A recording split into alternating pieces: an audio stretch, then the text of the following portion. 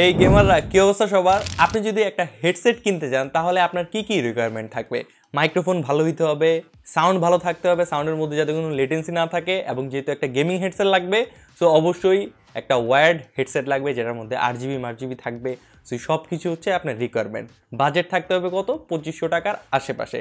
এমনই একটা হেডসেট মাইক্রোপ্যাক নিয়ে আসছে এবং এই হেডসেটটা হচ্ছে আমার হাতে রয়েছে। এটার মডেল নেম হচ্ছে মাইক্রোপ্যাক RS GH03 মডেলের একটা হেডসেট। এই হেডসেটটার প্রাইস কারেন্টলি 2750 টাকার মতো হবে, একটু 19-20 হইতে পারে। নিচে লিঙ্ক দেওয়া আছে, ক্লিক করে চেক করে নিতে পারেন। তবে কথা কিন্তু একটাই, আপনি যদি একজন গেমার হন আপনার যে রিকোয়ারমেন্টগুলো এই হেডসেটটা ফিল আপ করতে পারবে কিনা এটাই আজকের ভিডিওতে দেখবো।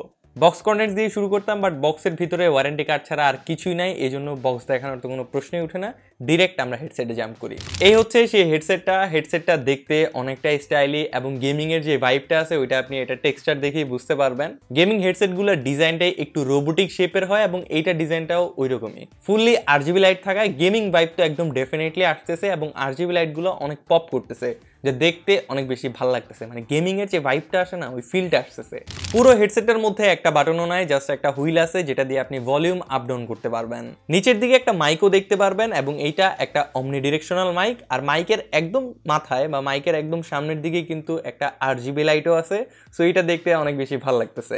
উপরের হেডের পার্টটা অটো অ্যাডজাস্টেবল। অন্যান্য যেসব হেডসেটগুলো থাকে আপনি দেখতে পারবেন যে এইভাবে টেনে টেনে হচ্ছে একটা বা দুইটা একদম পয়েন্ট করা থাকে, ওইগুলি করে তারপরে টেনে টেনে হচ্ছে হেডের ইয়াটা অ্যাডজাস্ট করতে হয়। বাট এটার মধ্যে অটো অ্যাডজাস্ট দেওয়া আছে, যার জন্য আপনার কোনো টানাটানির কোনো হ্যাসেল নিতে হবে না।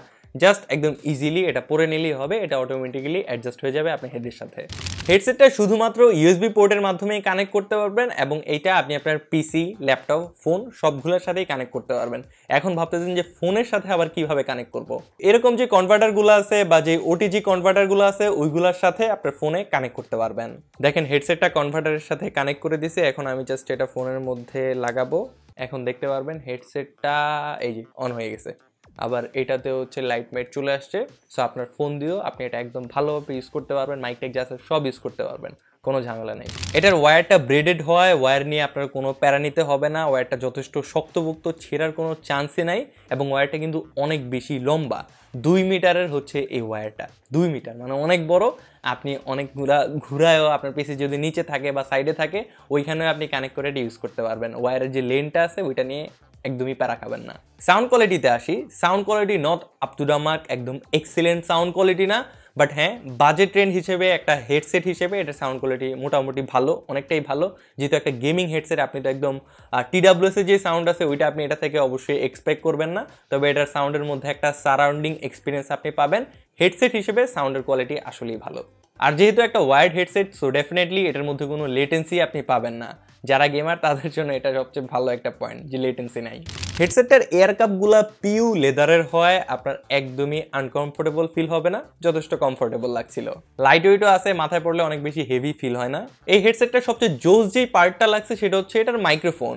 এটার মাইক্রোফোনের কোয়ালিটি ভাই অ্যাকচুয়ালি অনেক বেশি ইমপ্রেসিভ। আমার কাছে অনেক ভালো লাগছে এটার মাইক্রোফোনের কোয়ালিটি, খুবই শার্প এবং ক্ল্যারিটি একটা সাউন্ড আমি এটা থেকে পাচ্ছিলাম। মানে এটার মাইক থেকে খুবই শার্প একটা সাউন্ড পাচ্ছিলাম।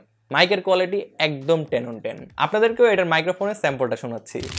এই সাউন্ডটা মাইক্রোপ্যাক RS GH03 দিয়ে রেকর্ড করা হচ্ছে এবং এটার মাইক্রোফোনের মধ্যে একটা নয়েজ রিডাকশনের ফিচার আছে যেটা মোটামুটি অনেকটাই ভালো নয়েজ রিডিউস করতে পারে। হোপ সো সাউন্ডটা আপনার কাছে ভালো লাগবে। এটার সাথে একটা ডেডিকেটেড সফটওয়্যারও আছে, বাট আনফর্চুনেটলি সফটওয়্যারটা আমি আপনাদেরকে দেখাতে পারতেছি না, কারণ আমি হচ্ছে ম্যাক ইউজ করি এবং ম্যাকের জন্য এই সফটওয়্যারটা অ্যাভেলেবেল না, জাস্ট উইন্ডোজের জন্যই অ্যাভেলেবেল এবং আমার কাছে উইন্ডোজ নাইও। আমি ট্রাই করছি ম্যানেজ করার জন্য, বাট ম্যানেজ করতে পারে নাই। তার জন্য এক্সট্রিমলি সরি যে সফটওয়্যারটা আপনাদেরকে দেখাতে পারতেছি না। সফটওয়্যার দিয়ে আপনি এটার কিছু জিনিস কাস্টমাইজ করতে পারবেন। সফটওয়্যার লিঙ্কটা আমি ডেসক্রিপশন বক্সে দিয়ে দিব, ওইখান থেকে আপনারা ডাউনলোড করে একটু টেস্ট করে নেবেন। Again sorry. ভালো দিক হচ্ছে এটার সাথে 6 মাসের ওয়ারেন্টিও পেয়ে যাচ্ছেন, তবে বক্সের মধ্যে অবশ্যই এক্সেল প্লাস সার্ভিসের স্টিকারটা দেখে তারপরে নেবেন, আদারওয়াইজ ওয়ারেন্টি করতে আবার ঝামেলায় পড়তে হবে।